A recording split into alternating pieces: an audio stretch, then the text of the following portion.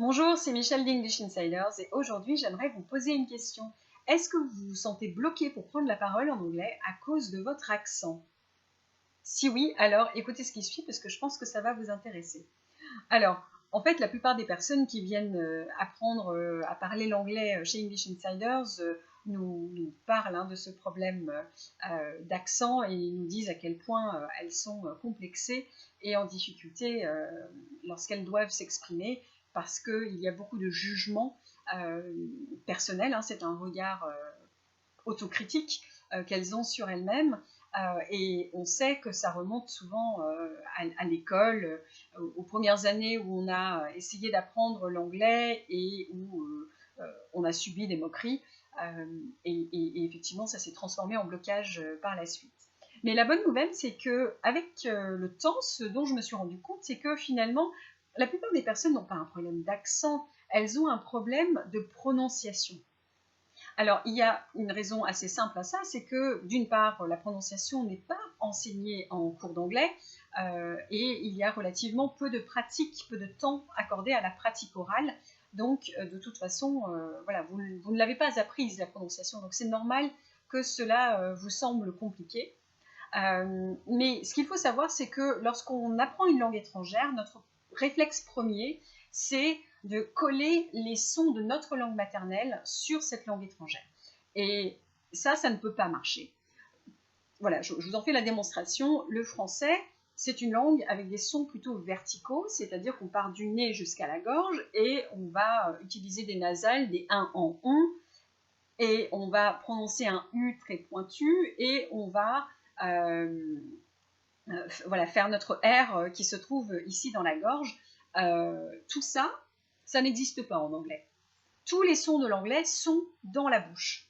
Donc, il faut lutter contre ces sons, ces nasales, et donc le 1 en on devient un in and on. Le U, ce son-là n'existe pas en anglais, donc on ne peut pas le coller tout simplement sur des mots anglais. Ça donne effectivement une sonorité très française. Et c'est encore pire avec le R que l'on racle au fond de la gorge. Ce R-là n'existe pas non plus, donc le R se retrouve sur les lèvres et on va dire R. Voilà, donc en fait les sons de l'anglais se trouvent ici et c'est un peu comme un ruban élastique que l'on tire. Ça va j'ai envie de dire, de la position horizontale jusqu'à l'arrière, mais voilà, rien à voir avec la prononciation française. Donc, comment peut-on apprendre à bien prononcer? Alors, en fait, il faut tout d'abord savoir que c'est un problème d'observation, ou un jeu d'observation plutôt, c'est-à-dire qu'il faut passer par l'observation visuelle des locuteurs natifs pour voir comment eux positionnent leur mâchoire, comment est-ce qu'ils prononcent leurs mots. Et ensuite, il faut assortir cette observation visuelle d'une observation auditive, c'est-à-dire qu'on va venir écouter et affiner son oreille. Donc, on saura maintenant comment positionner le mot sur sa bouche et ensuite quel son on est censé reproduire. Voilà, sans ça, c'est impossible de savoir comment prononcer un mot dans une langue étrangère. Donc, regardez le visage des locuteurs natifs, écoutez-les, prononcez les mots, reproduisez ce que vous voyez et vous verrez que votre prononciation s'en trouvera changée. Et la dernière chose, évidemment, c'est qu'il faut des heures de pratique.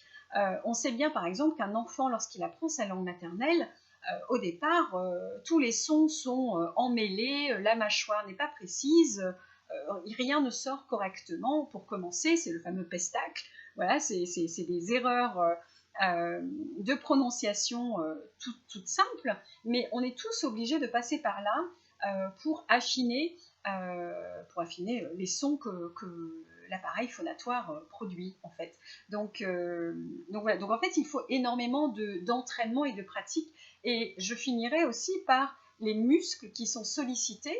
La plupart des personnes ici, lorsqu'elles finissent leur heure de conversation, le visage est fatigué, pas seulement parce qu'on a beaucoup réfléchi ensemble, mais aussi parce que physiquement les muscles que je sollicite pour parler le français ne sont pas du tout les mêmes que ceux que j'utilise, notamment ces muscles qui sont derrière, quand je vais tirer un mot comme bank, par exemple, et je vais venir solliciter les muscles à l'arrière du visage, bien ça, le français n'y touche jamais.